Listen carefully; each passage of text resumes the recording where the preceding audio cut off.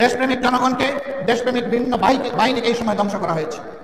আমরা লক্ষ্য করেছি আওয়ামী লীগ ক্ষমতায় বসে 2009 সালের 10 জানুয়ারি ক্ষমতায় হাতে নিল।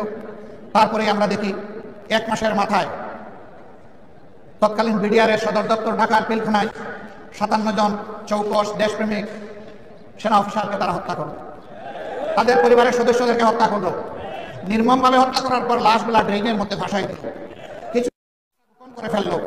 রাতের আধারে হত্যাকাণ্ড খুনিদেরকে পিলখানা থেকে বের হয়ে যাওয়ার নিরাপদ রাস্তা তৈরি করে দিল। দুইটা তদন্ত কমিশন হলো, একটা করলো সেনাবাহিনী, আরেকটা করলো সরকার। সেই তদন্ত কমিশনের কিছুই জনগণকে জানতে দেওয়া হলো না, কারণ সরকার যদি বুথ থাকে বুথ ছাড়াবে কে?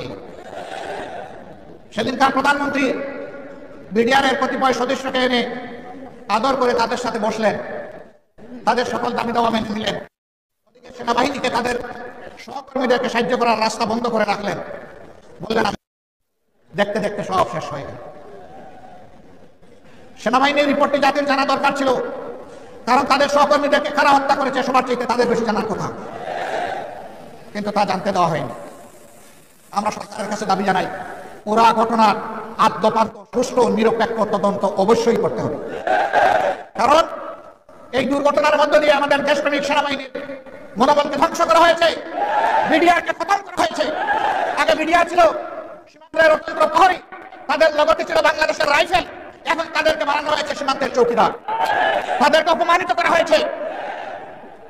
এরপরে তারা পরের বছর আঘাত দিয়েছে আরেক দেশপ্রেমের বাস্তব নমুনা। তিলে তিলে বাংলাদেশে যারা অন্যায়ের সাথে কখনো আপোষ করেনি, দেশের স্বার্থ নিয়ে কারোর সাথে মাথা নত করেনি, সেই বাংলাদেশ জামাত ইসলামের ভোট।